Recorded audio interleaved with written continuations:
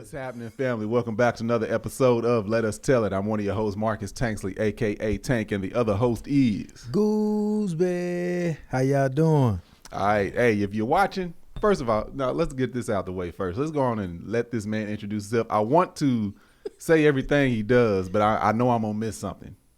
So I don't want to start rambling off your resume. No, don't do that. No, man. They can Google. I mean, I'm an actor. I'm a private dancer.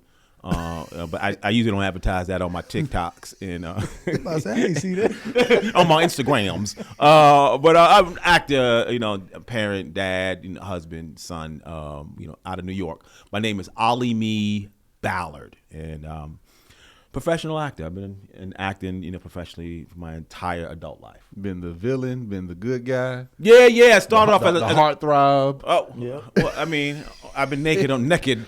NEKID on occasion, but I played a lot of detective special agents on CBS, and that's a big part of the resume I spent on on Channel 2, with a gun and a badge, chasing bad guys and shit like that, man.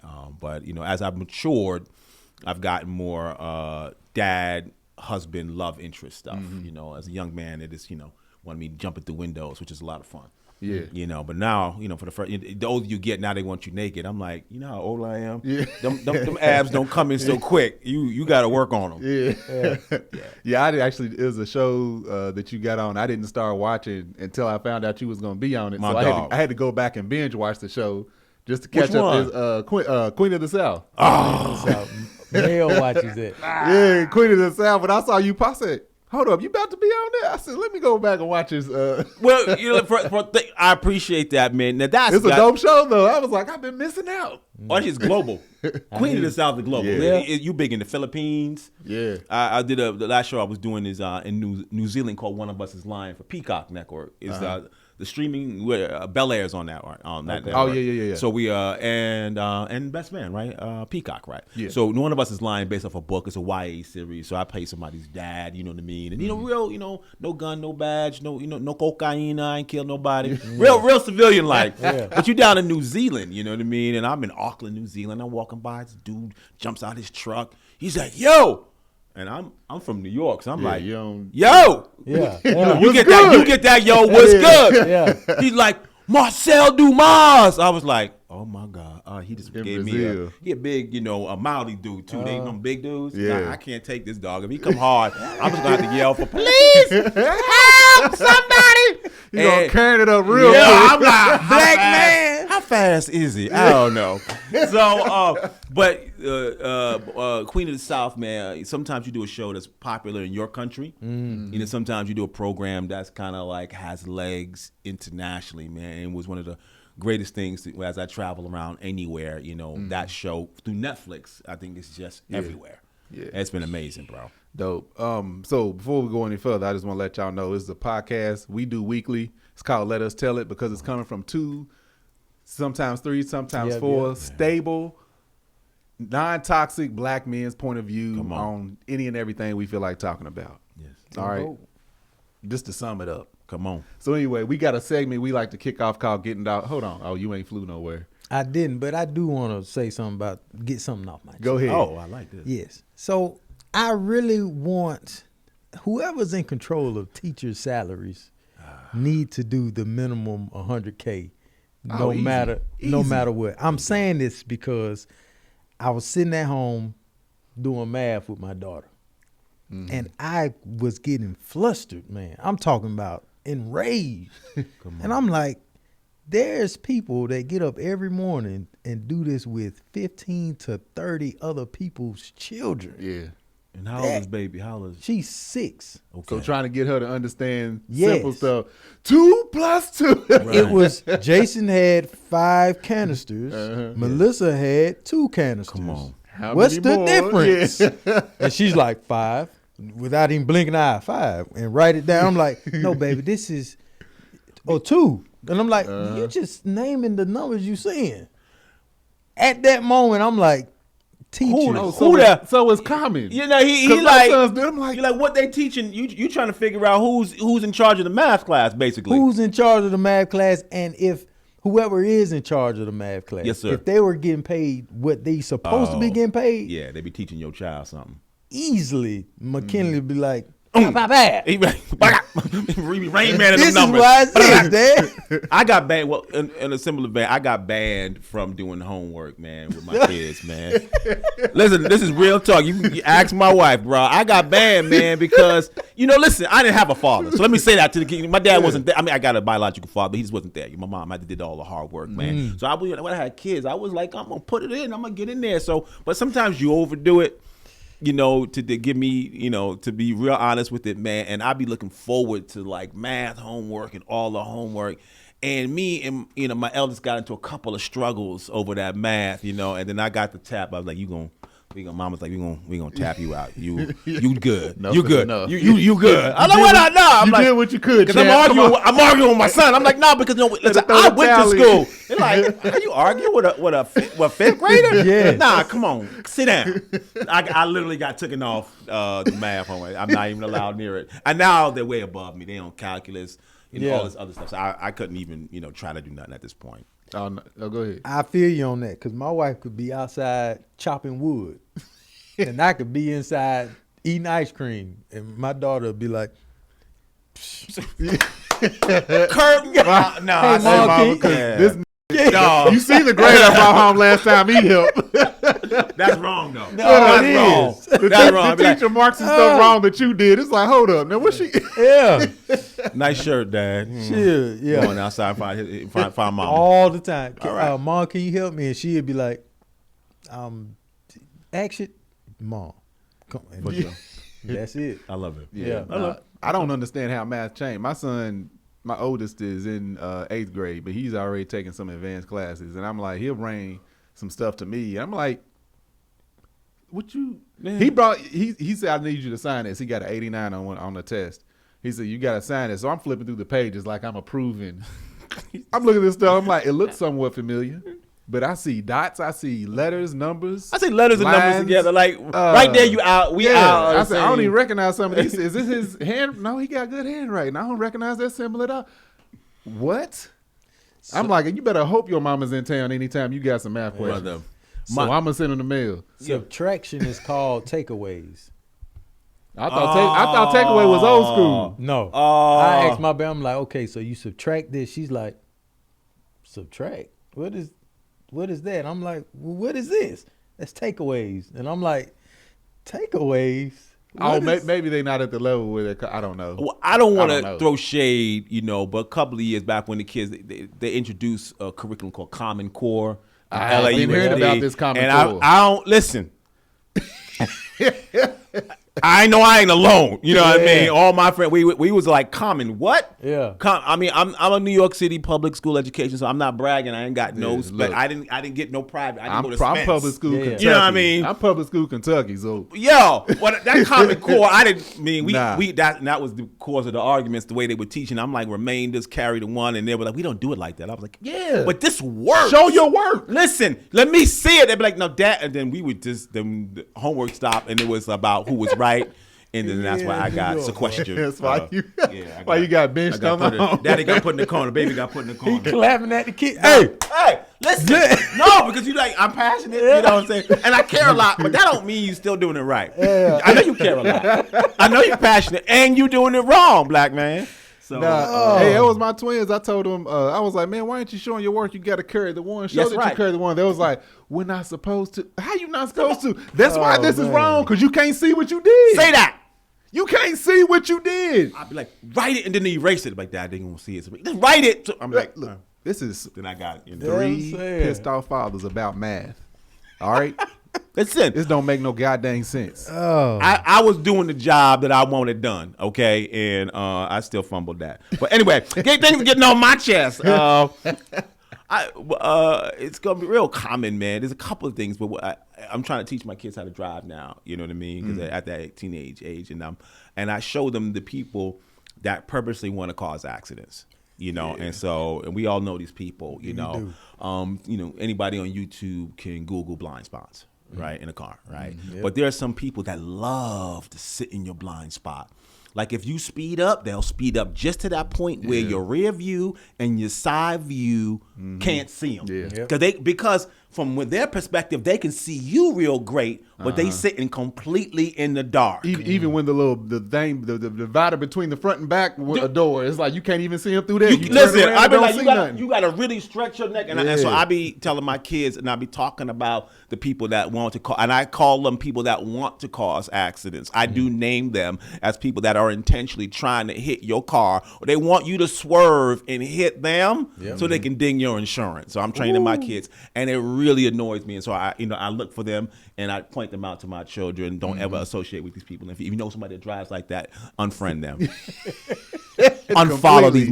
They want to cause accidents. They hanging out with Jacob and Ronnie. They are. Sarango. They serial killers. He come on like, Daddy, I had one on. Yeah. I had to get rid of him. They'll try to. That's y'all inside. Who was joke. it? It was Mama. Like, nah. Like, what happened? I don't know. I could clearly see she was in the blind spot.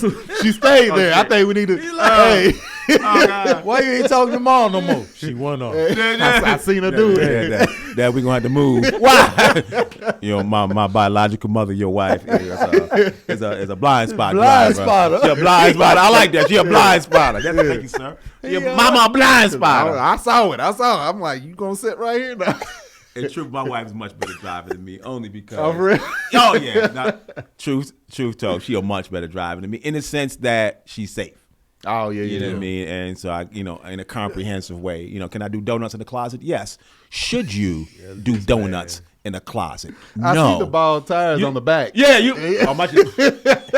On the back of your car. I'm like, ain't no tread left. He called me right on now. He saw that instantly. Yeah, that Negro need to change his back. Oh, man. Don't do me like that, dog. Don't do me like that. And they all bald, but I like to. And but that does not make you a good driver because you have some technical expertise. And so, He got stunt training. I do. You don't do it I'm on about to say, civilian you might streets. probably do No, that. because listen, I'm an actor, so y'all Google me right out. CBS, I play, Special Agent David Sinclair, so you get real happy with being able to do your own stunts. They bringing the stunt driver. They be like Alimi like, no. I tried. I got it. I tried. Are you trying to argue? Like, no, I can do that. They be like, looking at you like, listen. You're not doing any of these stunts, okay? They got insurance that we ain't got to cover. 85 lawyers be like, it's not happening for you. It's not. I have 89 attorneys that are not going to allow this to happen. I don't care. You would have to trust in, like Tom Cruise is worth it. The big guys, the big dogs can do that. But sometimes every now and again they'll let you get behind the wheel and do a little. But you have to show. You got to go one-on-one with the stunt coordinator and be like, I can do this, and then all right, meet me at lunch. Show me the chicken. Because they only got so many cars that they can use, usually one or two. There's this this Instagram post of Will Smith in Bad Boys. Come on. And he's like, let's go. And he get in the Porsche and he spins it and they slow-mo it and they zoom in on the driver's this old white. I saw that. Y'all wasn't supposed to say that. That's a quick cut. Michael Bay was supposed to cut that. They should have fixed that in post. Hey, listen. but the stunt driver looking right in the camera like, y'all see it? Their whole job is to do this. They like, he winking. You see it. I mean, this dude looks nothing like Will. Earl said, move, Will. I got it. I saw that the other day. So you're saying, though, well, we can get to yours and then we get back to that. I'm riffing. I apologize. I'm gonna say. Oh no, go ahead, riff. No. Actually, I was gonna talk about something else, but you brought up driving. So I done talked about it on here before. We got people that like to speed through our neighborhood. They use it as a shortcut. Okay. And I don't do that. Oh man. Right. So I'm you shouldn't. No, it's my neighborhood. Correct. I don't speed through no residential neighborhood. You have children, yeah? Yeah. Okay. Got 4 good. kids. There you go. God is good. Hey, and I'm gonna get to that. Why What? It's 14. Man. See, Goose got this small man You complex. got 14 kids. Men under 3 feet, they usually try to come at Oh me. wow! Oh, okay. Y'all banging on each other. I'm a guest here. This banging shots of talons are flying back and forth. Y'all can't see them, but they banging on each other. So okay. anyway, Sit back. I noticed before I even got to the neighborhood, this man, he was driving crazy, right? Just trying to get around me and stuff. I ain't doing nothing I'm just driving. Yeah. But every time I notice him trying to speed up to get in front of me, another car would end up getting in his way. So Yeah. anyway, I'm driving. cross over, and now I'm on one of the main streets in my neighborhood. Right. And he was like right up behind me. I'm like, this dude's acting a fool. So I come to the stop sign. I then turn to go up one of the streets that go to my house. He lays on the horn. I'm like, whatever. I just back, go on about my business. Mm-hmm. Pull up in my driveway. I'm getting out, and I look in my rearview mirror because I'm cautious. Just scoping everything. Look, I check the side gate when I pull up, make sure it's closed. Look, glance at my rearview mirror. I'm like, I know this ain't this fool. They just blew his horn at me. Follow this man home. He in the cul-de-sac. Bah, bah, bah. See. When I tell you, on foot, I took off chasing this fool. Okay. Yelling, cussing. Yes, sir. I'm like, if I catch him, you coming out of this vehicle. Oh, we gonna have a personal conversation. Because you don't show up to my house. I have every right. Look, my jail sentence is going to be a lot less time than your healing process. I promise you. Listen, bro. I promise you. First of all. Yeah. Hold on. I ain't done. My hands and heart would be just sweating and stuff. Boy. So by the time I'm walking back to the truck, nope, jump in the truck. I'm going to find this food. So there's a long street, right? So I go hit the intersection. There's a really long street, and I'm like, I don't care how fast you're going. I'm going to see which direction you went. Yes. I pull out, and I'm like, ain't no minivan. Where does food go? Then I'm like, he either ducked off on one of these other streets, yes, or he lives somewhere in the area. I drove around for a little bit looking for him. I was like, all right, whatever. Went to check my security cameras because I got all that on footage. Yes. And the way the sun hit the license plate, I couldn't see the license plate, but I know what you look like. Yeah. I know what you drive. So later on that day, I go pick the kids up from school, come back to the house. My niece is there / assistant. She's doing stuff. I said, hey, I'm gonna be right back. I'm gonna go down the road. So I do it because now it's later in the day. I'm like, all right, I know the where you travel at during the day. You holding on to this emotion, man. Oh no, because I let it go. Okay, I let it go multiple times, but then the rest came back. You pulled up to my house. Okay, all right, brother. Pull up to my house. I'm gonna give you some extra space, brother. So I go down one street, don't see nothing. Go down another. Then I'm driving. I'm like, that's the van. There it is. Oh my goodness! I found it. Is it parked? Yes. What? Uh-oh. I see the house. Commemorated the address to memory. Took a picture of the plate. Scoped out the house. You got a jungle gym in the backyard. You got to hope. Don't mess. Sir, if you're watching, I was about to walk up to his front door. Yes, and have a conversation. But I wasn't in the right state of mind yet. God is good. Because I said if I see him, it's going to be a problem. It's yes, going to sir. be bad for all parties. Yes, sir. Because I know I'm not getting away with what I'm about to do to this man. Yes, no. There you go. But it ain't over with.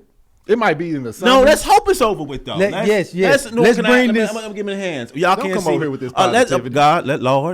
Let's work on Marcus's Tank's heart and allow him to let this one traffic infraction go. Amen. And if he do it again, then you can go upside his head. But for right now, let's pray it never happens again.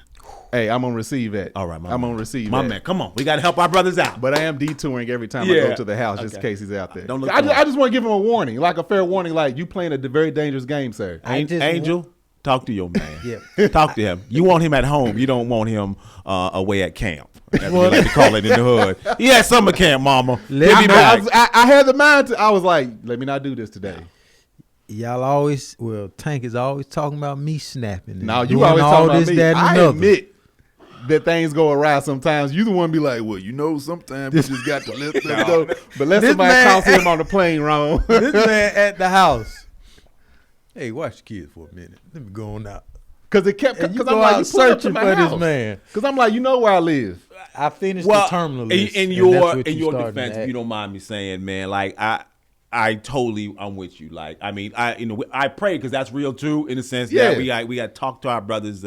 We all have our PTSD from our childhood. I know I got mine, man, and I'm known to, only a couple of times I really embarrassed myself by not being able to harness my temper. Yeah, you know what I mean? Like, I'm grown, so it's like it never is as cute as it was when you were in your 20s. Right. And it's like, man, we just went into it. Now I'm grown. I've only embarrassed myself once or twice, but I'm like, you know better. Yeah. You should not. But that's why I didn't. That's why I didn't ring that doorbell yesterday. I was like, you know what? Love King. I said, no, I'm just gonna approach it from a real mature. If I'm walking past or if I'm driving past, I see him like, sir. Yeah. Don't ever pull up to my house again. Yes. But now y'all information's equal. This guy, the information because he knew where I live. Now I know where you live, and I want him to know that. Now I know where you live. Yes. Sir. So now we on even that's how playing field. That man gonna answer the door, eating some ice cream. Like, what's up, partner? Come on on out this house. You know what would be good? Like if before He gonna remember you. Nah, That's he what's ain't. gonna happen. He gonna remember. No, he gonna no. Yo, he gonna no, remember. No, He saw me. No, he gonna remember. And I was sprinting toward that truck, toward that van, and he sped down the street. This man running down the street though. Because before you cut somebody off, they should be like a sign on the car, like this is how big this man is. Oh. You know what I'm saying? Like this is the size of the person in this vehicle. This is what they about. You know what I mean? Before you start aggressing them, because you could know what can jump out that vehicle And I'm like, on dude, you. why are you speeding in your neighborhood? The street you were trying to speed on, that's the street you live on. You got kids. Why would you do the same thing that I'm sure you get mad at other people for doing in your neighborhood? Yes, sir. We had to get speed bumps put in just because people will fly down that street. Yeah. I can see I've too. met Like a lot of smaller people than you in my particular lifetime, and so I just think he knows who you are, and I think just that visual alone should like settle all kind of just pull it up to my house. That like you could have cussed at me through something that I wouldn't have cared, bro. But you pull up in front of my house. I'm a Second Amendment guy, you know what I'm saying, in the sense that like you already know my wife put a cap on how many more I could buy. Fingerprint access to all that stuff. Fingerprint safe, but still, if you come to the casa, where it's a different kind. So I do understand that they're like, brother, you can't do this. Yeah. You can't pull up on me at the crib. Yeah, it's only so much I'm gonna say if he My kids live there. Because I ain't about to incriminate myself. There you go. But yeah. Another note, how's everybody doing, man? Man, I like the beer gang is in effect, man. I love that. Y'all are well groomed. Now I got to get mine up. Yeah, no, I was talking about me and Angel went on a commercial audition a couple weeks ago. We got a call back and everything. They was like, "Would you shave your beard?" I said, "I'll trim it." There you go. No, I ain't shaving it. There you go. I'll trim it. Mm-hmm. So if it calls for it, I'll go a little shorter. Clean it up. Look like the rugged dad. Trim it down a little bit, but not let them flannel. It ain't coming off. No, it ain't coming off. I would love to see how. I don't even remember how I look without a beard, but to trim it down to where yours is. Yeah, that's what you can do that, right? Yeah. But then you'll get jobs as an actor. They'd be like, "We're gonna take it off." I'm always like, "How much do I want this job?" I know. That's a lot of zeros. I did that. But what TV show was that? It was some SWAT. I do SWAT. I know some of the guys that Anyway, I was doing this like we gotta take it off, Ollie. I was like, no, you don't. They're like, yeah, we gotta take it off. I'm like, no, we gotta take it off. Is that a thing? Well, because the character I was playing, you gotta commit to the acting thing. You know what I'm saying? It's like he's a painter. You have to be around paint. You know what I'm saying? Like his guitarist, can you finger the guitar a little bit?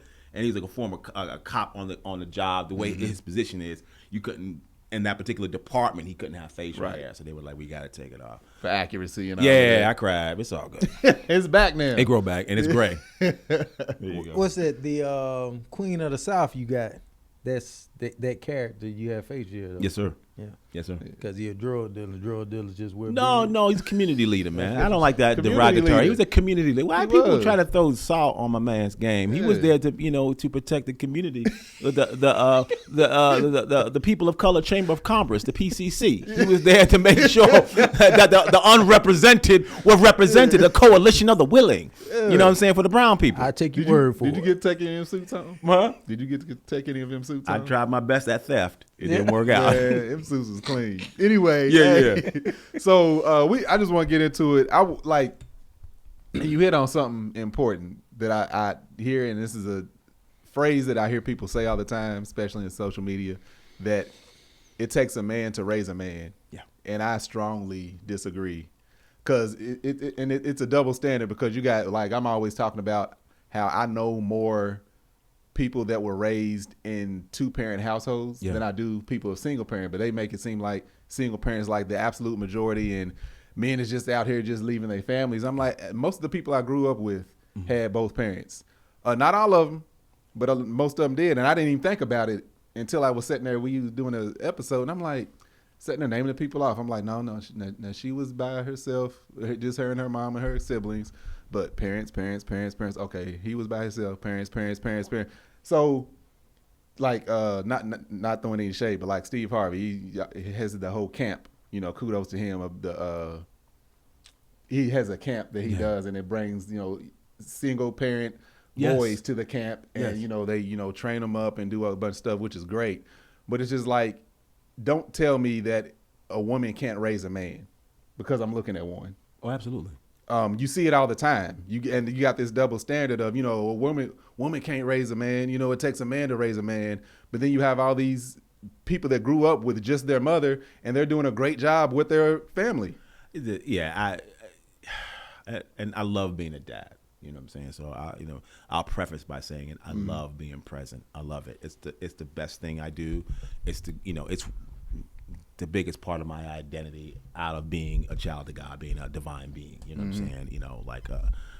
From coming from a divine place, being a father is like I'm that first. And I didn't even know, I was going to be like that, because I didn't even, when I married my wife, I wasn't even like, we got to have these kids. I was, coming from a like, man about town. So I was like, man, we can just hang out, we get married, me and you, we can just travel, we ain't got to worry about no kids. And she was like, nah, we going to need some kids. I'm like, we'll see. She was like, no. If we don't see, it's going to be an issue. I was like, what you talking about? So, but when they came, I did this big about face. I feel like the biggest, knucklehead, man. You just, the volume of not knowing what you don't know, the volume of what you don't know that you don't know is what hit me all about being a father, man. Yeah. And it changed me at a cellular, a vibrational level, man. It is the greatest thing. It's, it's like, like you have the lights come on, you know what I'm saying? And you're in a bright stadium, and then like, the analogy is like, man, the roof of the stadium opens, and it's just this whole world of light. It just makes you bigger. I love guys after they have kids. I know they know something that it's kind of hard to know before you have kids. Yeah. Oh yeah. Or it's not that you can't know it, but if you're going to be a real dad, you would have to be doing the thing that you learn by being a dad. Compromise. Yeah. It's not a concept. It's not an intellectual idea. To do it properly, you would have to be putting them before you very often, and that does something to your level of humility. I always say my kids they shat on my ego, man. They just killed it. They peed on it. They pooped on it. They vomited on it. They made me change their Pampers. It just broke me down. I was like, this is, and I've been an uncle since I was 9, So I knew I was prepared. Like I knew how to feed kids and all that stuff, but like they're your own, they ain't your sister's kids. Mm-hmm. They don't go home. No, they stay home with you. Yeah. So like, it just completely fundamentally changed me. But my mom is, just one of those people, man. She's just a soldier. She's the MVP. Mm-hmm. My mama is the MVP. Not perfect, absolutely insane, bro. But she gave me I'm from the inner city. I'm from New York City. I'm not from Hollywood. I'm from New York City, the Bronx. I came up in the 80s. Oh yeah. Yeah, so it's different. When I was a kid, it's just different, bro. I don't want not to get into, if you want to see my childhood, I would say watch Do the Right Thing. Watch New Jack City, you know what I'm saying? There's a couple of things that are going to show you what it was like to be a teenager out on your own coming up when I was a kid. But my mom had such a control in a way to influence, to ground me as a human. And when I was like a lot of my friends, and a lot of my friends did not have fathers. I didn't have one. It was like half and half, you know. So I grew up with a lot of people who came from single parent families, you know, family in prison, people, it's like the real that, some of that's real. It's not all of who people are, but some of that's accurate, right? Yeah. Oh, absolutely. And my mom, she Jedi'd me, man, just to give us some props, when me and my friends were thinking about maybe going down the wrong path, my mom was like, oh man, there's a lot of good slaves out here. I was like, what did you say to me? I forgot, completely offended. Did you just call me a slave, woman? Did you? She's like, yeah, there's a path laid out for you. That's what's up. She did that. She Jedi. Like, there's a path laid out for you. Wow. That's the work of a good slave, obedient. Yeah. Follow the path laid out for you. That life of crime. Go, this is good. I was completely offended. Like, it was the worst thing I think she ever said to me. Call me a slave and an obedient one. Yeah. To follow the path laid out for you. You can't see, but it's laid out for you. Yes. Because when you come from that neighborhood, everybody that knows the toughest thing is to not follow the path laid out for you. Yep. Everyone's tough where you come from. If you come from that, everyone's tough. Ain't nobody soft. You don't even survive there soft. The people who have the blessing, the wherewithal to not follow what's laid before them, and you get in trouble. Yep. Where I'm from, when it's a kid for being smart, you get A students, you get picked on, you get singled out. You gotta be brave. Like I failed when I was a kid. I tried to fail to be with my buddies. You know what I'm saying? One of my teachers called me out. That was cool. Yep. That was a cool thing to do. Math teacher called me out. He's like, I know you know these answers. And I was like, oh shit. He was like, Mr. Goodrich. I'll never forget, he changed my life. He's like, I'm gonna fail you, but I know you know. Yeah. Yeah. We're talking about deep psychological stuff, your environment, and so the pressure to not be what's laid before you, and and to carve out your own path. So my mom, she instilled in me since day one, this love of myself. She gave me that thing that prepared me for being born in America, being born in the time, My mother thought everything was black. Black people invented the question mark, the asterisk, air. My mom overdid it. She burnt her toast. She needed everything black. Yeah. And I was like, black is everything, black is everything. But by the time I got older, all the way wrong though. No, she not all the way wrong. But I was like, well, mama, maybe somebody else created something. No, I heard there's some Chinese people that did some. No, ain't nobody did nothing but black people. And I was like, as I got all that, I see where you coming from. I got you. But I think Mama Payne, you trying to tell me I don't know? I'm like, no, I'm not trying to argue with you, but I read about these Chinese monks about 4,000. They did something. No, the arithmetic, the people in the Middle East, arithmetic, that charting the stars. No, I was like, so she prepared me. She put this flame of self-esteem in me, man, and she overdid it, but she put it in their heart. So I was one of the things that saved me to know that I didn't belong at the back of anyone's bus. Yeah. In a social way. Dope. And you see, and as my kids are in private schools, you know what I mean? And, so I teach you get to the front of the line. Yeah. There's a social understanding of sometime of where you're supposed to fall in this country. Oh, yeah. So you got to teach, you be comfortable being first. Yeah. And go ahead. It's almost, for lack of a better term, it's like genetic second nature. Because your parents went through that, your grandparents, your great-grandparents, African American, it's installed in you almost to feel like you belong not in the front. Oh yeah. Why would you be the most highest paid there? You know what I mean? There's, and it's reaffirmed. You feel it, like, when you go to places, you get overlooked and you're first. Yeah. And so my mom was so Black Panther gangster about being at the front and knowing that and I had to read 1.5 million books. Like I did that, like Black History Month was every day at the house. So like Black History Month, it's called Black History. Black History. You read it every day. It's world history. We created glass, the rugs, Oriental rugs. No, it's in Africa somewhere. She don't find a story about somebody in Africa that invented rugs. I'd be like, God damn it, mama. I need you to give somebody credit for something. Earlene Jones, she was over in Kenya. And she traveled over and taught them people how to make them rugs. Plastic cups? That's in Africa. I'd be like, plastic? I don't know, mama. I don't know. But samurai sword. There was a black man. Listen, there's a black story of the black samurai up in the mountain. You'd be like, God, lady, can somebody else live? Nobody? No. But she came up in an era where, when she worked at a place, the chocolate women got put in the back. You know what I'm saying? Dang. You know what I mean? She come from a different world. My mom was born in the 40s, so she knew the psychological programming to instill in you how far you should expect to go in life. And it was put in you early. Program. You middle to the back. Do not expect to be at the front. First hired, last hired, first fired. You know what I mean? Like, you should expect the world to treat you this way. And she was intent to make sure we didn't get that. We didn't accept that as the way the world was. Even if the world was being crazy, you belong at the front. And that self-esteem has carried me and protected me psychologically, mentally, spiritually, like my entire life. That's why I give my mom like just all the credit in the world, you know what I mean, for, you know, putting in those bedrock foundational principles that, you know, allowed me to love myself, like essentially, man.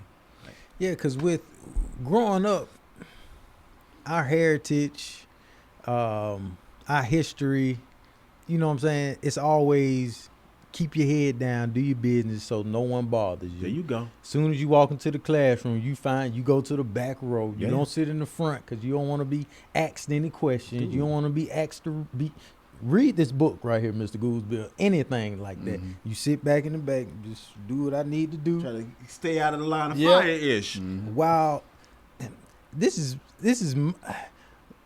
all the girls used to sit in the front. Come on. All the girls used to read the book, and that's why women are so successful, because I don't know why the guys are like that, but it seems like women are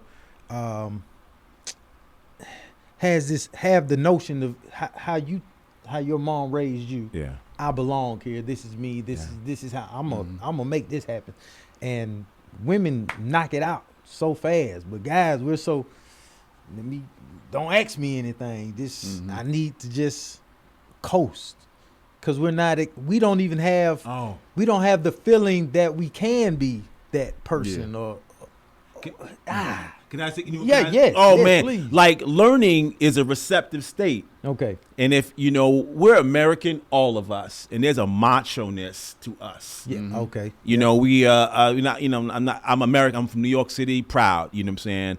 But we some macho people. You know, globally we are known. You know, and so learning in itself is receptive. You got to receive, you got to learn. But if you're training, especially if you train your men to always, you know, be tough, be tough, you know, that energy in and of itself is like, how can you learn when you know it all? You're rigid surface. You know what I'm saying? You gotta you gotta be receptive. You gotta be, okay, sir, what can I, ma'am? You know, you gotta put yourself in a receptive state. And if you're taught to be tough and button up your emotions and protect yourself from the world, you just, I think, you very often just try to, you know what I mean? You don't mind learning sports from your coach who yells, because that's all right, cool. But sometimes being in the classroom, and like I said, me being a kid, being smart, you know, was, you know, you got targeted, you know what I'm saying, by, you know, by your dyslexic friends in the back, you know what I'm saying, by your gangster friends, man, who was just like, you know, what's all that book learning, and that's that whole cultural, you know, those cultural vices that predate us by decades and generations, man. So I knew me wanting to be in the comfort zone with my friends and not excel academically, not anyone else, just me. And my teacher called me out, and he broke me out of not doing that, you know. But there was a lot of that, you know, in me. But I know learning, you have to, like, even now, you got to learn. You got to be open to learn, and that's you got to be in a receptive state. Because I want to teach you something. That's true. Because it would take everything in me to ask a question. Yeah, bro. Just I don't understand this. You saying it? Everybody else back there don't understand the same thing. But y'all like this. They praying for you to ask, man, please. I hope somebody asks the question. Yeah. And man, that junk used to drive me crazy. I ended up getting out of that because my older brother, he was a smart guy. Yeah. And we all went to the same school. His math teacher was like, so I know you know this man, right? Yeah. He's literally come to the front. He sat me in the front. Come on, I ended up changing the world. I ended up helping teach the class geometry, trig. I mean, it because of that. I love you know that. what I'm saying? And even my partners tell today, Goose used to finish his math work and then he let us cheat off for him. This, that, and other. But I love that. They'd be serious and be like, I'm like, y'all felt the way about that? Yeah. It was a real thing. Instead of asking me, hey, bro, I need some help. Show me how you did. Being a man, that masculine thing, man. I know it hits us hard. Yeah, but learning, you have to be willing and open to receive. Because it's, I mean, you got to be That's true, man. You got do. to be open to receive it. And I do it everywhere I go. Absolutely. I don't walk around Whole Foods searching for nothing. I find the first person to help me. Ma'am, sir, yes. If a security guard is following me, hey, buddy, come here. But I'm home now. Yeah. They be like, yeah, come here. I'm looking for the walnut oil. Can you direct me? You over here looking at me. So Organic. Be useful and help me find. No, bro. Yeah, I don't for be real. searching nowhere. I ask. I have taken this principle. Ask questions, man. So I have my kids with me and I teach them. I walk them into stores and I have them go ask people to work there for help to find items. Yeah. Get out there, you don't be just searching and roaming around. You go ask these people that work there to help you. We come in here to spend the money we got in our pockets. They're there to help. And so I ask questions almost everywhere I go. It's a little annoying, but I love doing it. No, that's something we instill in our sons is we make sure that like you go to school. Yeah. And this is like, we'll go further in life. You go to school to learn. Yes, you sir. need to be learning from the person that's teaching you in the class. Hold them accountable to make sure you understand what's going on. That's right. Especially my oldest. I'm like, send the teacher an email. Yeah. You understand everything? I'm like, yeah. It's like, is anything difficult? Now he's to the point, it's like, no, I pretty much got it. I'm like, well, as soon as you don't. That's right. Don't come to me talking about you don't get this. Because I pay them. Because he's in private school. I'm like, look. Okay. Say this. We trying to get the other Say two in, this, but yeah, I'm say like, this. he's already in private school. I'm like, It's called I money. pay him. I know. Don't come to me. That's what Uh-uh. I'm paying them for. And this is college tuition money. my youngest is in private, man, we finally did it, you know what I'm saying? Yeah. Because regular school, LAUSD is, yeah, it's for the high school level, and I'm not trying to trash LAUSD No, and I'm the not friends who either, work there, but my particular there's a son- lot of kids in one class. Only a person King, can there only you go. teach Say that. so much to Facts, so many kids. Factual facts. That's that's the only problem. I'm not down in it. Yes, yo. There's just a lot of kids Yes, sir. in one classroom. Yes, sir, and especially where we live in the valley. Yeah. So, and my youngest one is kind of like an intellectual. He's like a philosopher. He got it big, so he just went through middle school. He was not challenged, man, and I was like, how can this would be a travesty against the good Lord to have this kid go through high school unchallenged. He's smart. Yeah. My boy, my little one, the young one, smart. I was like, we gotta, because my wife was against private schools. She was like, private schools a ripoff. I was like, we both kind of like, all right, he got to go to private school. Yeah. We Yeah. interviewed a couple. We found one, that we thought, wasn't like a private school, for to show off the valet with your Bentley. You know what I'm saying? Yeah. But like Yeah. one that had a good academic focus, man. And he has been excelling, bro. That's beautiful. He got a 4.43 GPA. Oh wow! I didn't even know in that private was school. possible. America. That was God possible. dang! My peoples, he got a 4.43. I mean, I'm not going to say I was an underachiever academically, but I didn't know you can get over a 4. Look, I didn't know. I got by like just to not have my No. parents pissed off at Come me. on, son. It's like you ain't excelling, but you ain't doing You ain't nowhere doing near it. bad. So They read he got a scholarship. Hunter Green, baseball player, pitcher from the for the Cincinnati Reds. Man. Yeah. He went to this school as well. Dope. He's an alumni, and he's got a scholarship there, man. So my son won a scholarship, and I didn't even know his grade point average because my wife be in charge. because you ain't allowed. He ain't. You brought that back up on me. I saw You it. hit me in the face with that. Y'all saw that, right? You just smacked with it because you ain't allowed. Like, here's nigga. my report card here. Give me that. Don't Yeah, even yeah, look. I They see. doing homework. good, They send man. him to his room. I- Go to your room. I do ain't, his homework. I ain't got the passwords to log on to the account. You see how that is? Anyhow, I pay for this, man. So we at the thing, and they read his grade point, his GPA out loud out on the baseball field, man.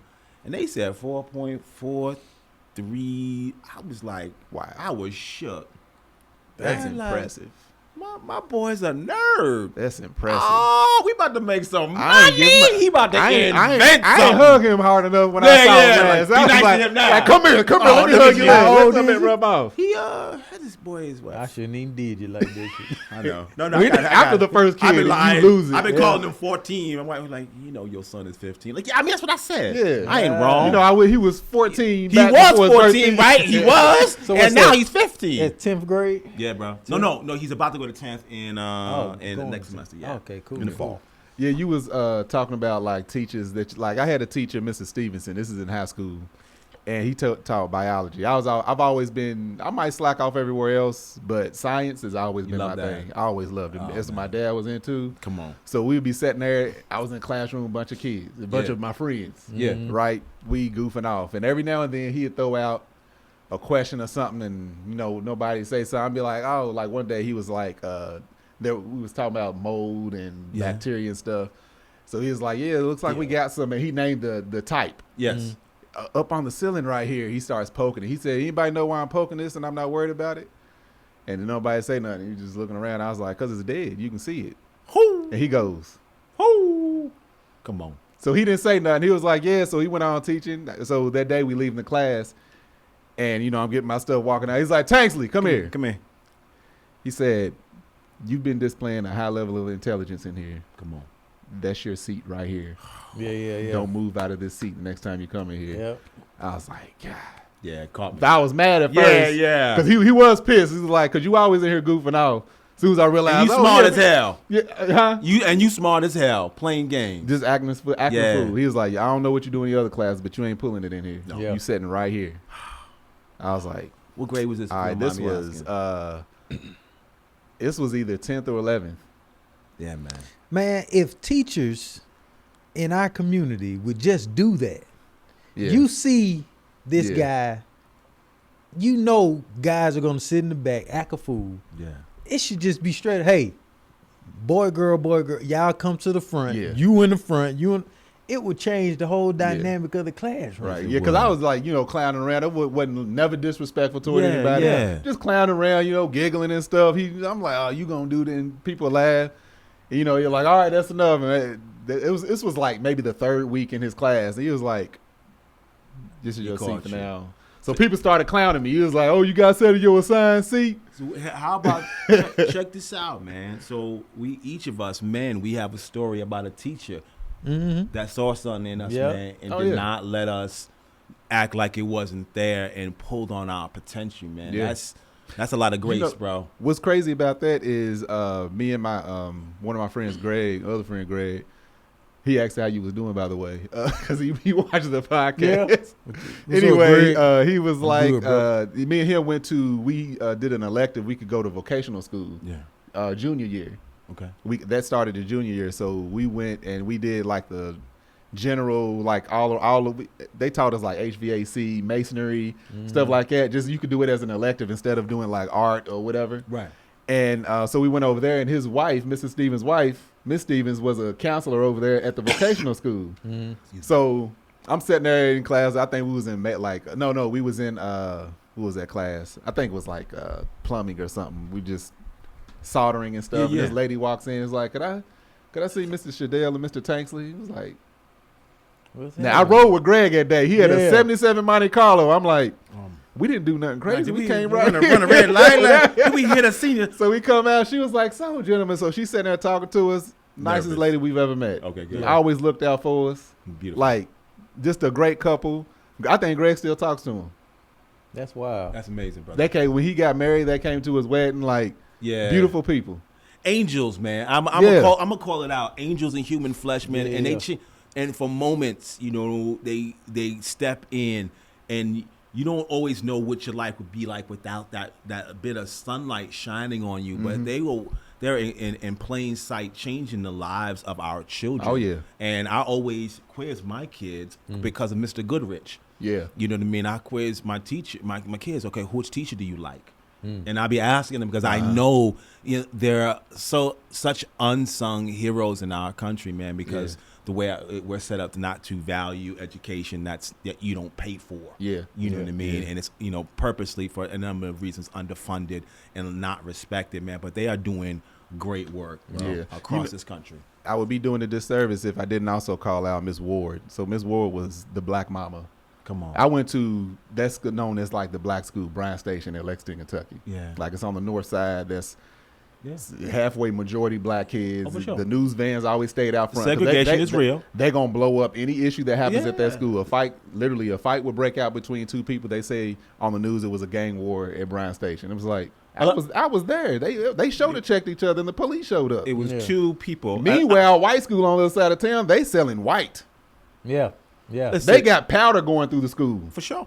But over here at Bryan State, it's like, oh, they're doing this. But anyway, Miss Ward, she was the black mama. Back to that, but Oh yeah, no, she was the black mama. She was the one that kept everybody in check. Look, if you was black, it's like she knew your whole family. That's right. Yeah. And she made sure, like, you didn't cross. The thugs would come, walk through the hallway. Miss Ward come and everybody straighten up. You in her class, you about to fight. There's people security trying to pull you over. She yell your name. The fight stopped. It's always that one. Miss Ward would check them, and that at that time I was being goofy and silly, and she made me, like, we had this big celebration. I can't remember what it was, but she was like, Marcus, you gonna be the chairman. So you running everything. You got to, because she knew you need some structure. You need something to do where you going to be acting a fool. But she would tell you that, set your ass down. See, you know what I'm saying? Like, she ain't going to get in trouble for cussing you out. Yeah. Like, bro, she is not going to get in trouble. There's always that one, and it's like time to be a woman, man. They are like super people, right? Yeah, no. They're not regular humans. Oh, no, they I could love walk into the woman, middle of the toughest, roughest dudes, and they all go, "Oh shit, yeah, here come mom." Yeah. It's that Yeah. energy. Yeah. Because it's on a higher vibration than the foolishness that their vibration, Yeah. speak on a spiritual level, is so high. You could feel her energy walking down the hallway. And your shit is down Yeah. here. You trying to hide, and you yeah. tough. Yeah. You don't shot somebody last week, yeah. and you're like, because you don't want to get in trouble with a woman or a person like that. Because you respect them. They demand respect. They carry that light energy, that Yep. God energy in them, and you know instinctually you're not supposed to trifle with them, man. And they change the world. They don't get paid extra, but they change the lives of so many people. They really do. show you an example of a kind of person you could be. If you could ever get your life together, you can be like Miss, what's her name? Miss Ward. Miss Ward. Mrs. Ward, sorry. So Byron Johns was in my high school, Harry S. Truman in the Bronx. Shout out to Byron. And he's one of those people, man. Another life changer. Yeah. I had two. They were both male. I had two. Byron Johns, man. And he was a Black Studies professor in high school last year, senior year of high school, man. And this was a time of like 89, 88, 89. So there's a lot of, there's a lot of political consciousness in New York City. Yeah. I'm not sure anywhere else, but like, Malcolm X, it was do the right thing. Nah, It there was was a black movement, man. Yeah. Late 80s, early 90s. Public Enemy, it was like, the Malcolm X gold X hats. Bro, it was so, I had one. It was so thick, bro. Yeah. We were like militant, you know what I Yeah. mean? And like, he was like a person, a teacher, man, who came up in the 70s as a young man and was able to give us so much foresight, so much wisdom and intuition. He was another one of those people that really took the guys aside, because you're in the front line. See, as my mama say, the kids, the young men don't know they've been Jedi'd, into this life of, thinking this is all that there is. And he was one of those them OGs from the 70s that lived long enough to be like, yo. Yeah, I've been where you going. Listen, let me tell you something, fool. You ain't did nothing I ain't did twice. Yeah. And I remember him checking these football. He was checked them. They were like, but you was in the presence of a real man, and you a boy. Yeah. I don't care how you are a boy. If your age end in teen. No, you are a boy. You a And this boy. is he was a grown ass man, though. And we were just like, he had that ability to reach down, because I knew at my age now, I know he was talking to his old self. Oh yeah. And it carry a different energy. Oh, yeah. Oh, yeah. You know what I'm saying? It carry a different energy. He talking to who he used to be, and that's us right now. And he straightened out so many of my friends, man. And he took me to acting classes. I went and spoke at his 20 years later, after I had graduated, I went and spoke to a class because he was still teaching in New York City, man. And he was bringing up things that I had totally forgot, man. When I was thinking about pursuing a life as an actor at 16, like, there was this theater company in the Bronx, Mind Builders Creative Arts Center. Shout out to Mind Builders Creative Arts Center. Changed the lives of so many kids where I come from, and me especially. And I was, going there for the first time that one summer, in my junior year to senior year. And, a couple of months into it, I was getting discouraged. You're getting pulled into all kind of different directions. And I remember after school talking to Mr. Byron Johns. I was like, Byron, should I keep going with this acting thing? I'm 17, I'm 16, you know what I mean? Like, and he was like, do you love it? I was like, it's fun. It's a safe place. But I don't know if anything could ever happen. This is before you have any dreams. Hollywood, getting an agent, this is nothing. The internet doesn't exist. Yeah.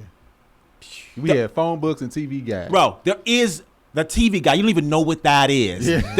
Cable is just starting to get popping. There is no cell phone. The people that have a cell phone are police officers and government people, and it was the size of a suitcase. Yeah. It's a whole different world technologically. You know what I mean? And so I had no background in the arts. Nobody who's my cousins are famous, anything. And he was like, man, he encouraged me to go for it. Yeah. And he completely changed the course of my life as well, man. Thank you, Mr. Byron. And public school teacher, New York public school system, man. My talk. Since they giving props to all they teachers, Miss Scruggs, rest in peace, but Miss Scruggs, she knew, it's three of us, me and my brothers. She knew my oldest, my youngest, me. Yeah. She knew all of us by name. That's right. Everybody that went to Rainbow Elementary knew Miss Scruggs.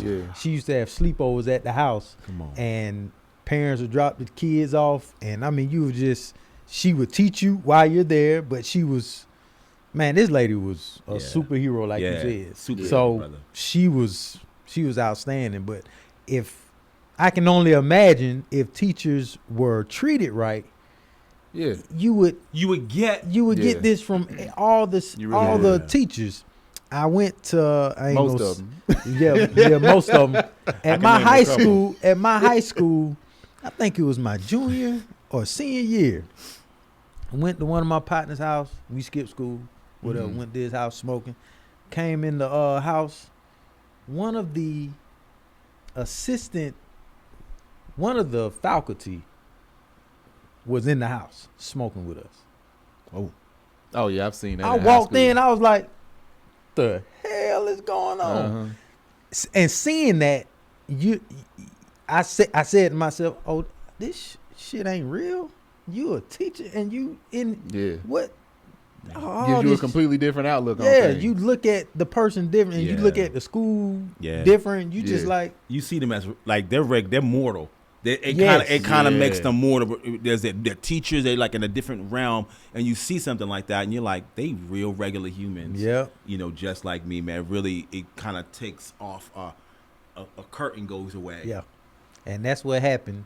And I can only imagine all the other high schools where I grew up at, and all the other kids that probably done seen the same thing. No, I done seen. I don't see that and worse. I won't say. I'm not gonna give my stuff. I ain't gonna say either. I don't seen a lot worse than that. That would have been welcome in when I was in high school in New York City.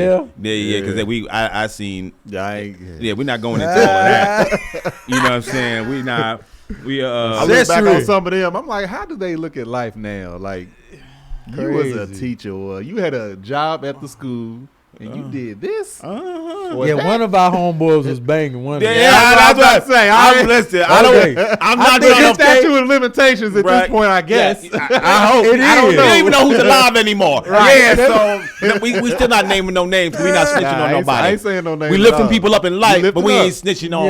I said non-toxic. There you go. No snitching. No snitching.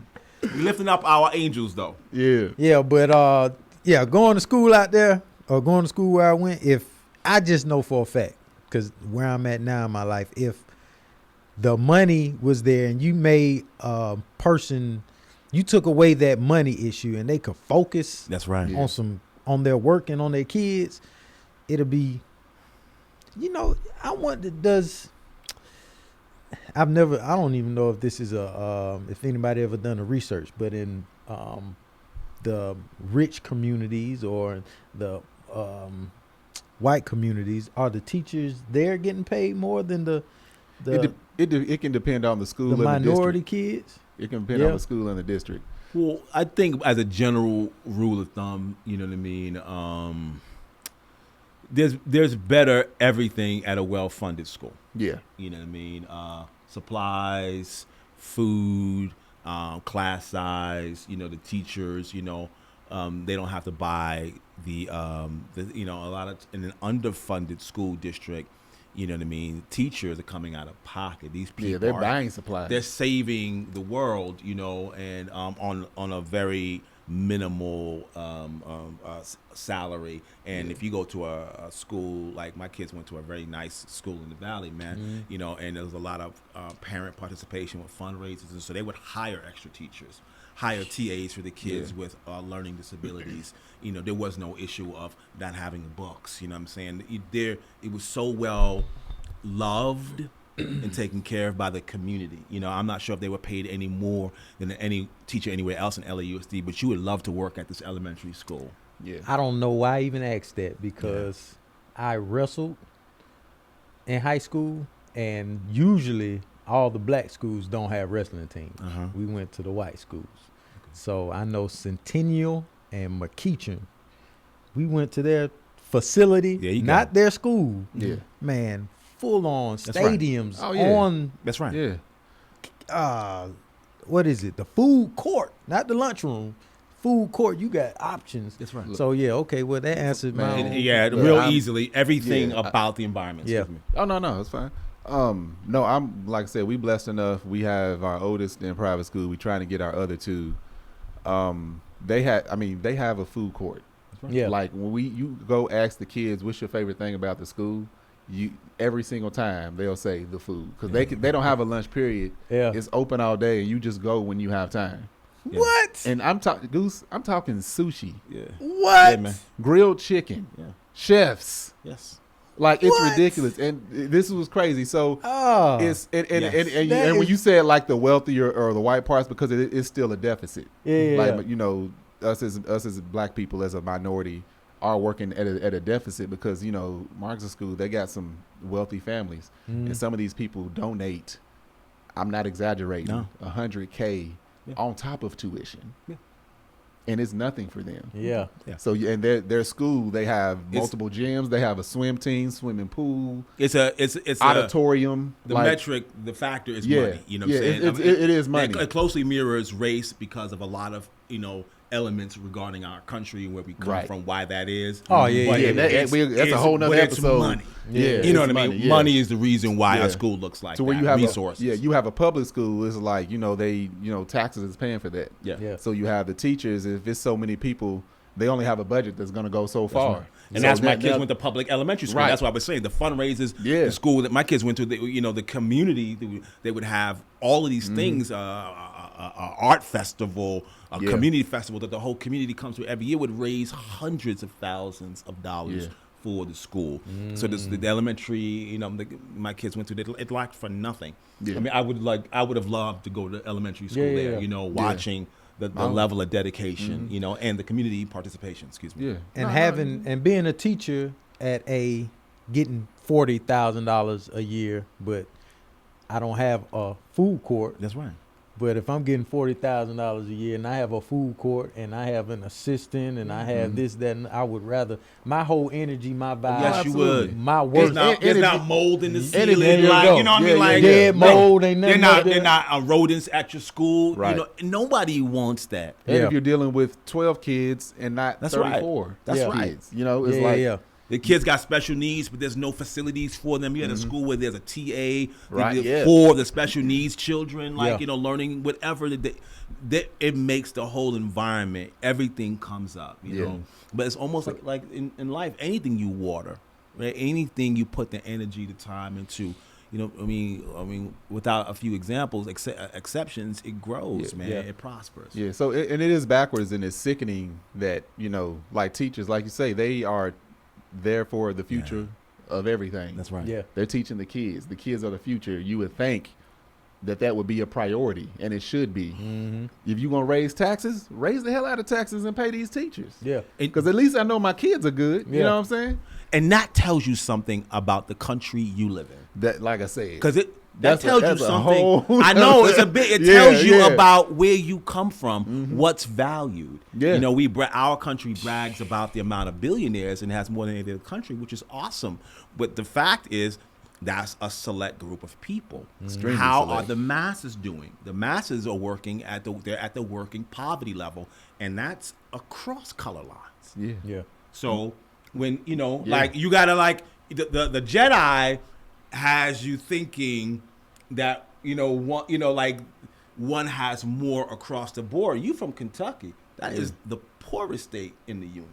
One of them. Virginia, Kentucky. Dude. I think Kansas. And what's the Tennessee. racial population of Kentucky? Yeah, it's a whole lot of white. Oh, okay. Mostly It's not a white. bunch of just colors in Kentucky. No, it's an extremely small I'm amount aware. of black I'm one of my best buds. It's like 3% or something. Maybe. There you go. And it's one of so who's all those poor people? Yeah. Oh, so We ain't gonna talk about why welfare was invented, brother. Listen, and what the numbers are that. So like you know what you got the Jedi trick. You know the wealthy. Of which the likes you don't even know their names, you never see. The game is, you know, the peasants, bro.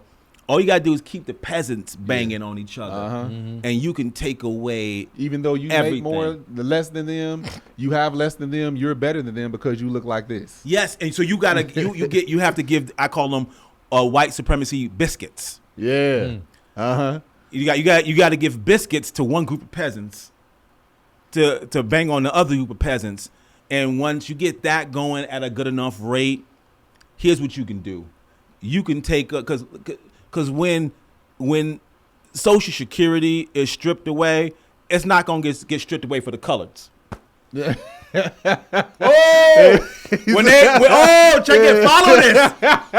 And see, that's the Jedi mind trick. Yeah. They ain't gonna take away Social Security from the coloreds.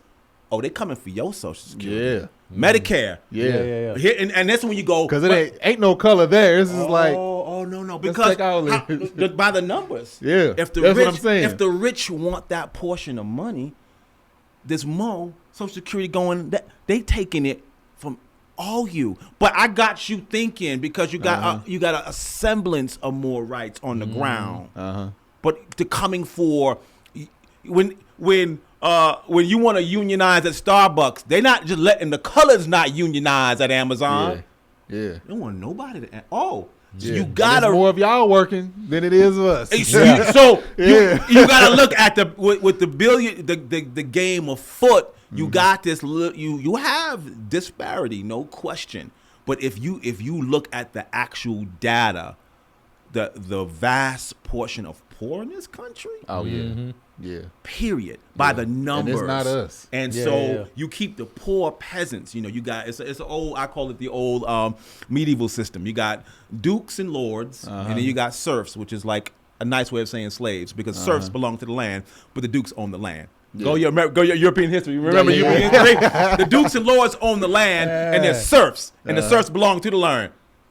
So they own you. Okay, I got it. Right, and that's why now also you can never rise up. You can never rise above. And in our country, you know that destruction of the middle class, the union breaking. They're not just breaking the unions of colored people. Nah. Like you check it. Right. But they got you thinking, you know, we get this trauma porn thinking, you know, like, you know, you've seen the abuses against people of color, which is real. Yeah. This is not, but there's two games going on. And you got to educate both sides to understand, like, when you're going to wake up, when Roe v. Wade was taken off the table, right? Of course, again, that doesn't just apply to the coloreds. Right. Yep. Everybody, that's gone for everybody. Yeah. Absolutely. Everybody gone. That's gone. So when they like Social Security gone, that's everybody. Medicare, everybody. You be like, yeah. So now the wealthy get a portion, goes up, and what you get is Walmart owners and Walmart workers. The difference. You get the Amazon owners and the Amazon workers.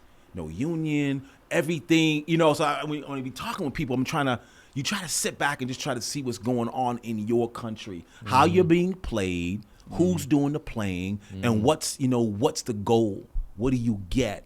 And as always, man, you follow the money and you be like, gosh, men worship money. Yeah. They think money is God. You know, they worship money. They'll never be able to spend their lifetime. And they orchestrate this confusion to have, you know, the people at the bottom, you know, living at, you know, poverty wages so you could never catch the game of foot, giving a couple of trinkets to one group over here to make them think they got something. But when they come for all of that, you have nothing. Right. You know what I mean? It's so well documented by people a lot smarter than me. Yeah. You know what I mean? People a it's lot. well documented, It's well yeah. documented, and so you want people. I mean, it's not that like people of color. You have two fights to fight. You got to educate about the big thing going on, and you have to make sure you educate these peasants who think they got more rights than you, trying to mess around with you. You know what I mean? And then try to educate them. Now you a peasant on the big grand scheme of things because they're taking everything your grandfathers and grandmothers worked for is being come for. Yeah. In this day and time, in 2023, that's what's on the docket. Yeah. And I care because I'm be dead as fried chicken one day, right? And my kids are gonna be here. Right. Oh yeah. And that's what happened when to swing it back to my children, and to being a father and being, a black man. Like, I care about all the things I just said. They were kind of on my mind, but they never were like front burner. Right. Right. I was trying to get, my pecs together so I can get more girls at the club. You know what I'm saying? Yeah. I was trying to get some rims on my Honda Accord LXI hatchback. You know what I'm saying? Because those were my priorities, right? I know. That was all our priorities. Yeah. Yeah. You kind of get a couple of years, you get some more grades on you. You have some kids if you're lucky enough and blessed enough, and then you start. As soon as my firstborn was born, like. I had a funny experience in the hospital, like, and I say this when I talk about it. I was like, I felt mortality, like it's you're gonna die, but I felt invincible at 17, and I did stupid shit. Yeah, feeling invincible. I did the dumb.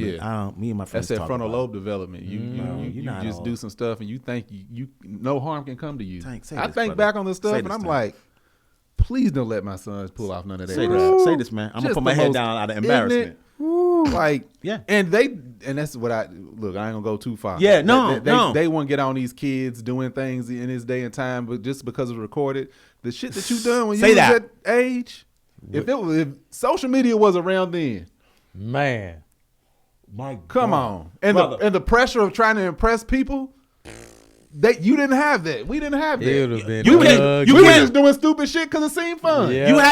Now you could take a picture in front of a Bentley and put it on social media and act like it's yours. Before, you had to be able to drive that thing. Yeah. You had to be able to pull up in a 1985 Nissan Maxima white on white crack money. You know what I'm saying? Yeah. You had to be able to roll through it. Right now, you can take a picture in front of everything and be like, living my best life because you can broadcast and fake anything. Back then, if you wanted to roll through in the hood and show somebody you had something, you had to be able to get behind of that thing when you had no license because nobody drive. In New York.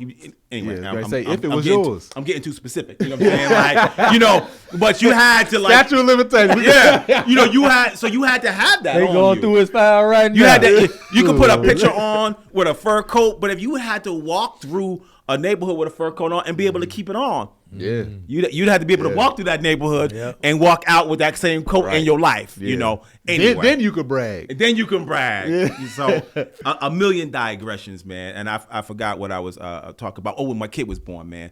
What happened to me? Why I care about not just what I get out of life, but what can I give? What can I contribute? And my firstborn was born, and he came out, man, and it was a strange experience, that elation. And I was elated, but I felt something else. I could tangibly feel mortality. I knew that life started, and I knew that one day I would die. Like, I knew it, but I knew it. I felt it. And I knew instantly that this human was going to be here when I was gone. And I wouldn't be able to do all the things that I'm about to start doing for this child. And then and at that moment, I started to care about all the things that I never paid attention to. Then I was like, oh, that's why these goofy people care about the bees. Oh, right, pollination, because they're going to be dead. And their kids are going to be alive. Right. And they'd like some plants to be here. Oh, that's why these oatmeal people care about the ocean. Yeah. Right. They'd like some fish. Yeah. For their children. And then you look at got to these be people, manufactured. and you living at you watching people consuming the earth with no care for who comes after them. The most soulless people. We are surrounded, and we laud a society of the most vapid, narcissistic people. We applaud them. We emulate them. We want to be them. Imagine having enough money. God, I'm going to just say this. I apologize. Imagine having accumulated enough wealth to foundationally change poverty in your country of birth and not doing it. Yeah. Oh yeah. Like, no. Imagine you personally, Tank, Goose, to have acquired by however you got it, enough money to foundationally change poverty, to make sure that no kid under the age of 15 or whatever goes without food, and being like, I'm gonna go to Mars. These kids. Like, that's deep. And I'm not trying to That's single. real. That's real. That's literally, and there's multiple of these people. You spend time trying to figure out, and it's nobody owes you shit. Nobody's got to do anything for you. No, my mom taught me nobody owes you shit. Everything you want, you got to go get it. You talk to God and go get it. Everything I've built in my life has been grace of God. There's nothing else. And nobody owes you nothing, boy. Go get it. Keep your prayers tight, work, and go get it. So that's been my boom. You'll find allies, you'll find enemies, all good, either one. But you look at the way the heart is and what is valued in my country of birth, and I just sit back and I'm watching and I'm like, you wonder how the soul is structured. You know what I mean? And you try to go. This is why people like out there banging Greta Thunberg. You know what I mean? At 15, she gangster. She like one of the Malala Yousafzai in Pakistan, the little girl they shot. Yeah. These are the gangsterest children in the They world. so gangster. They the gangsterest kids in the world. Ain't no You gangster. got a whole organization trying to kill you. A whole group of want to take. She like, cause her dad was like, you should read.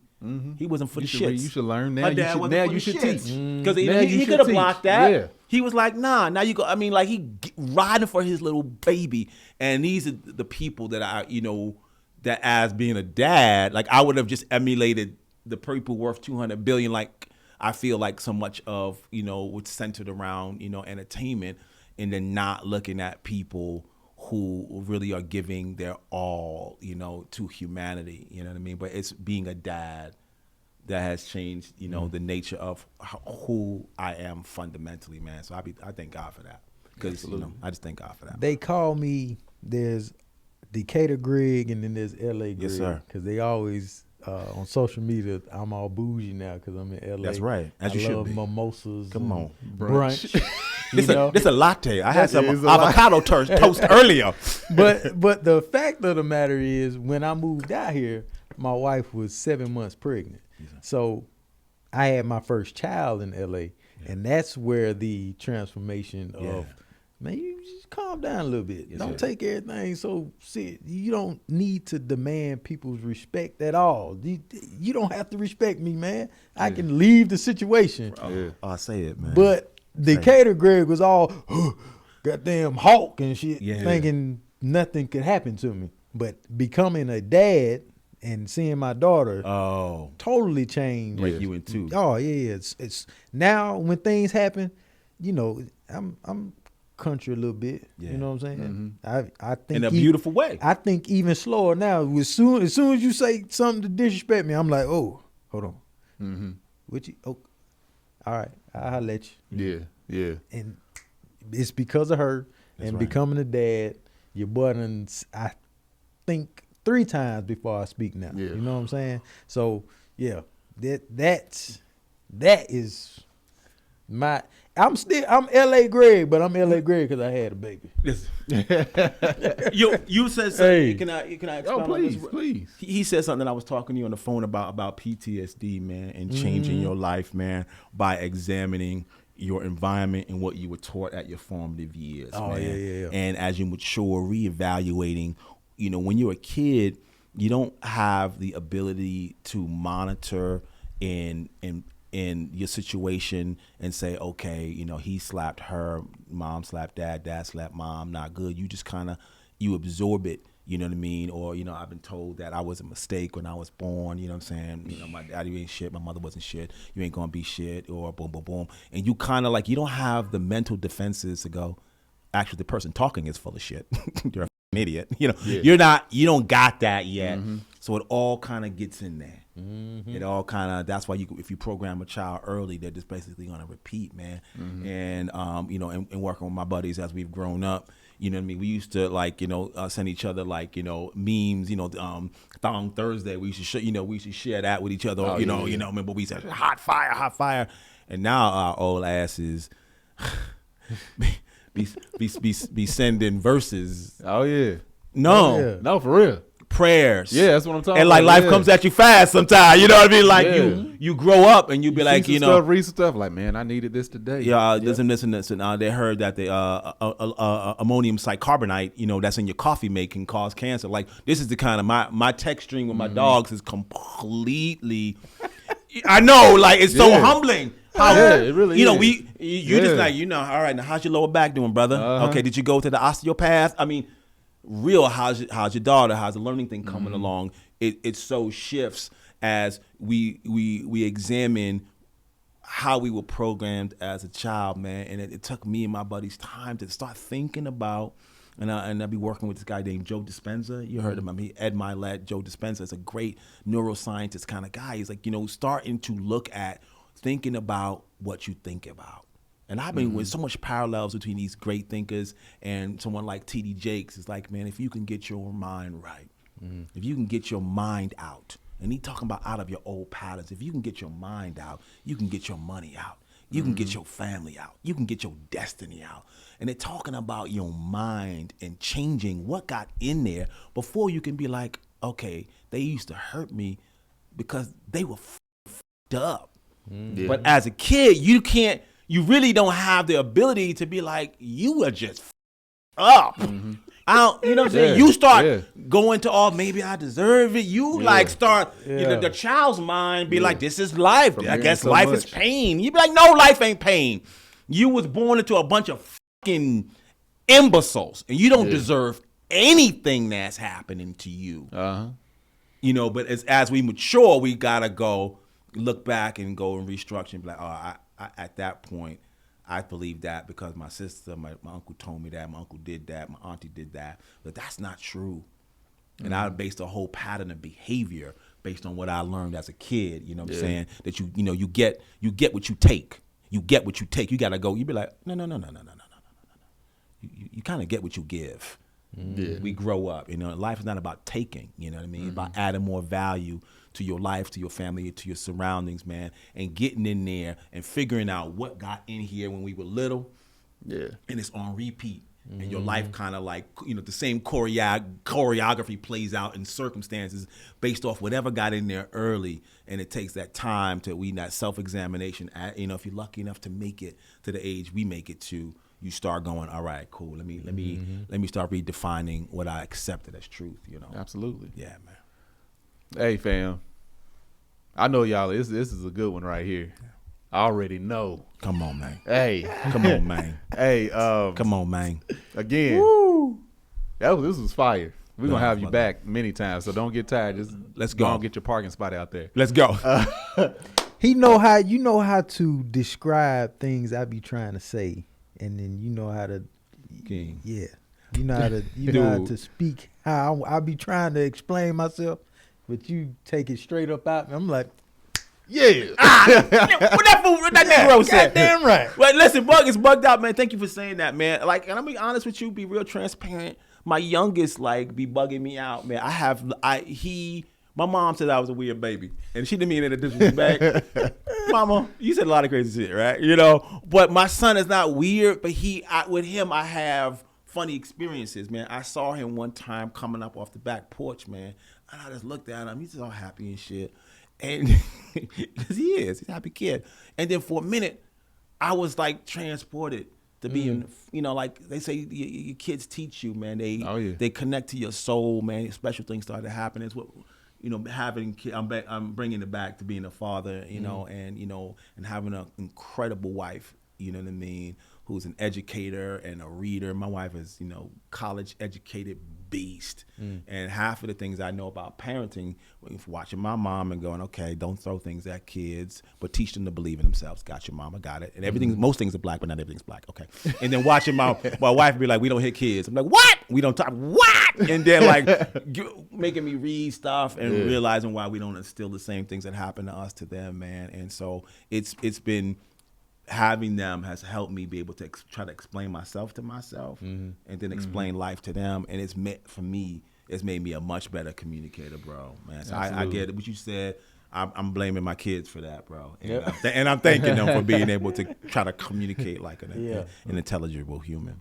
All right, well, cool. So I've been one of your hosts, Marcus Tanksley, a.k.a. Tank. Y'all can find me on Instagram at Marcus Ain't on the Gram, Facebook at Marcus Ain't on the Book, TikTok at Tank Don't Talk, and y'all can find my build and body butter called Man Shit. That's MANSHYT. You can go to manshit.com and check that out. Come on. Goose. You can catch me on IG. That's GOOLZBY. YouTube, Building with Goose. And you can buy my merch on reptmerch.com. I love this, Alimi, man. Listen, man, you can find me your boy at alimiballard.com. No, on IG, on all of the social platforms at Alimi Ballard, ALIMI BALLARD, at any of them, man. And I'm gonna get some merch soon. I'm about selling some things. We ain't gonna bring back that ain't that yayo, but we gonna start selling some merch. I gotta figure out something to sell. I'm gonna look at these brothers and we gonna find something. But I traffic in light. I try my best to and use my social, to use the platform given to to make people laugh and to inspire when possible. Absolutely. And he gives away Frank Mueller watches for birthdays, but he said I was too light skinned. No. He overheard a comment. Nah, listen, don't. I'm messing with you. Come on, man. Hey, let's close with that. I'm messing with y'all, but he did. No, I'm just like, hey, y'all have a good one, fam. You be spilling. No, we cutting it out right.